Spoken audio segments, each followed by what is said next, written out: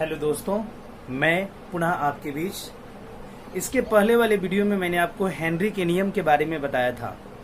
अभी मैं पुनः एक टॉपिक लेकर के आया हूं और उस टॉपिक के बारे में हम लोग जानेंगे। और वो टॉपिक क्या है हम देखेंगे, और वो है सॉलिड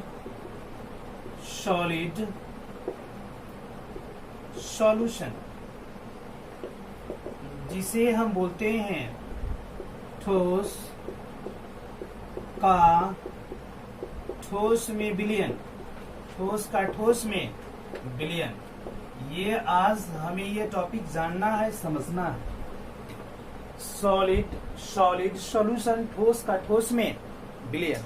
देखिए, इसके नाम से ही ये पता चलता है, वैसा विलयन जिसका विलायक भी ठोस और विलेय भी ठोस, वैसा विलयन जिसका विलायक भी ठोस और विलेय भी ठोस, दोनों ही ठोस होते हैं, तो वैसे विलयन को ठोस का ठोस में विलयन कहते हैं।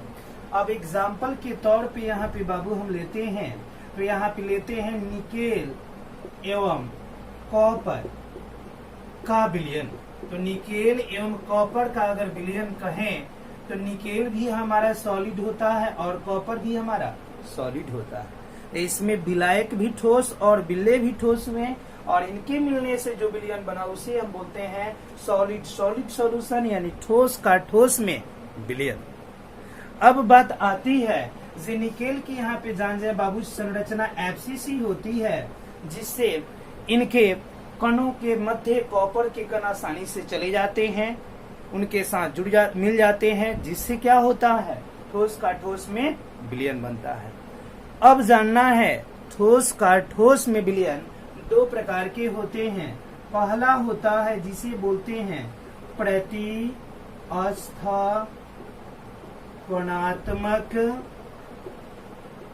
प्रतिस्थापनात्मक ठोस का ठोस में विलयन, या प्रतिस्थापनात्मक ठोस का विलयन, ठोस का विलयन, ये पहला होता है। और दूसरा होता है जिसे हम बोलते हैं अंतराली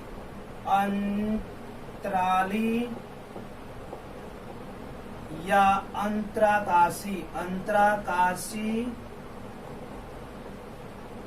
ठोस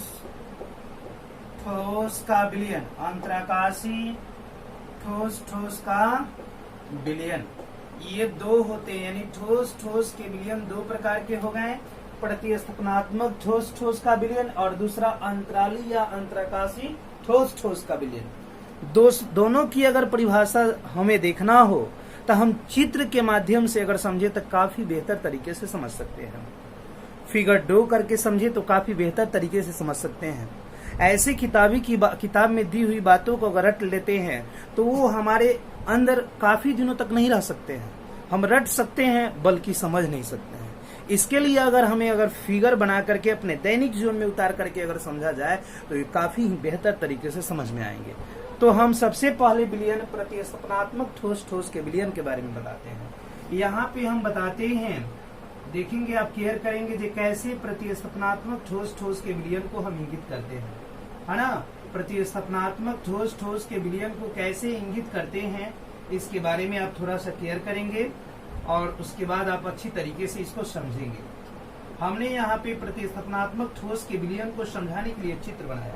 यहाँ पे हमने बनाया कि आज ये सभी के सभी विलायक के कण हैं और इसका नाम हमने रख दिया विलायक के रूप में निकेल।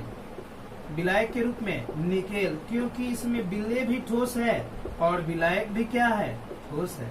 तो विलायक के रूप में निकेल है, तो निकेल हमारे यहाँ पे ठोस के रूप में है।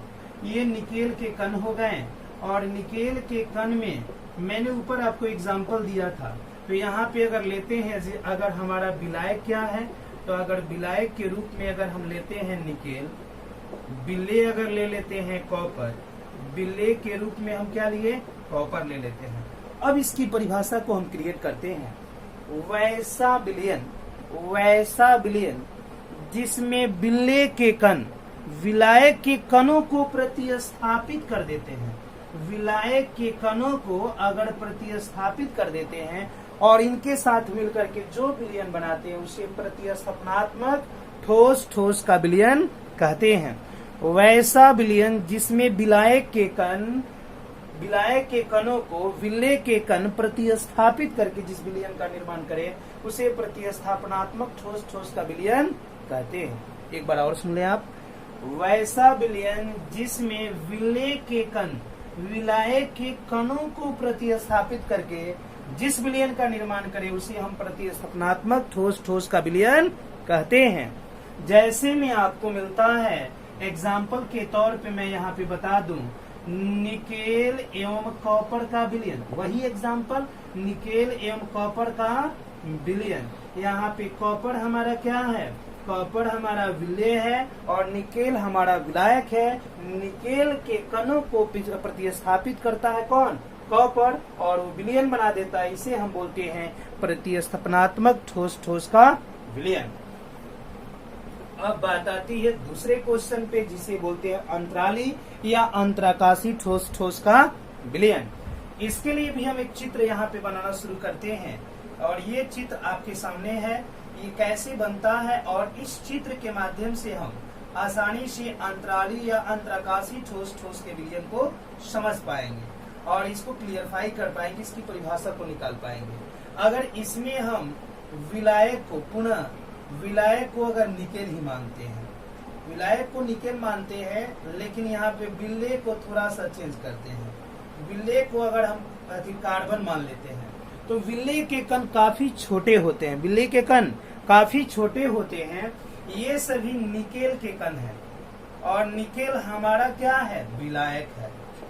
निकेल हमारा विलायक है और विलायक में बताया जाता है जे विलायक में विलेय के कण मिलेंगे। कैसे मिलेंगे, तो अंतराली या अंतराकाशी ठोस ठोस के विलयन का परिभाषा देना है। ये इसका अंतराली स्थान है, ये इसका अंतराली स्थान, ये भी है, ये सभी अंतराली स्थान है। तो इसकी परिभाषा हम निकालें तो वैसा विलयन जिसमें विलेय के कण विलायक के अंतराकाशी या अंतराली स्थानों में फंस जाते हैं, तो वैसे बने हुए विलयन को अंतराली या अंतराकाशी ठोस ठोस का विलयन कहते हैं। मान लीजिए यहाँ पे कार्बन के कण फंस गए, यहाँ पे कार्बन के कण चले आते हैं, यहाँ पे कार्बन के कण चले आते हैं, तो इनके अंतराली स्थानों में कणों के आने से जो विलयन तैयार होता है उसे अंतराली या अंतराकाशी ठोस ठोस का विलयन कहते हैं। पुनः एक बार मैं रिपीट कर दूं ताकि आपको याद हो जाए और इसे आसानी से आप नोट कर सकें। मैंने बताया कि ठोस ठोस का विलयन यानी वैसा विलयन जिसमें विलेय भी ठोस और विलायक भी ठोस हो, तो वैसे विलयन को ठोस ठोस का विलयन कहते हैं। ये दो प्रकार के होते हैं, प्रतिस्थापनात्मक ठोस ठोस का विलयन और अंतराली या अंतराकाशी ठोस ठोस का विलयन। इसकी परिभाषा मैंने बताया, वैसा विलयन जिसमें विलेय के कण विलायक के कणों को प्रतिस्थापित करके विलयन तैयार करते हैं, तो वैसे विलयन को प्रतिस्थापनात्मक ठोस ठोस का विलयन कहते हैं। दूसरा हम बता दें अंतराली या अंतराकाशी ठोस ठोस का विलयन, तो वैसा विलयन जिसमें विलेय के कण विलायक के अंतराली स्थानों में फंस जाते हैं या प्रवेश कर जाते हैं, जिससे विलयन का निर्माण होता है, उसे अंतराली या अंतराकाशी ठोस ठोस का विलयन कहते हैं। प्रतिस्थापनात्मक के लिए निकेल और कॉपर एग्जाम्पल है, इसके लिए निकेल और कार्बन एग्जाम्पल है। इसे आप नोट करेंगे और इसे देखेंगे। अगर कहीं इसमें कठिनाई होती है तो मैं आपके सामने हाजिर हूँ। कमेंट आप जरूर करें और हमें बेहतर तरीके से, हमारे द्वारा बेहतर तरीके से इसका समाधान लें। अगर आपको अच्छा लगता है, बहुत ही अच्छा लगता है, तो अधिक से अधिक बच्चों के बीच शेयर करें ताकि वो भी बैठ करके इसको कंप्लीट करें, सिलेबस को पूरा करें। अब मेरी मुलाकात आपसे अगले वीडियो में होगी। धन्यवाद।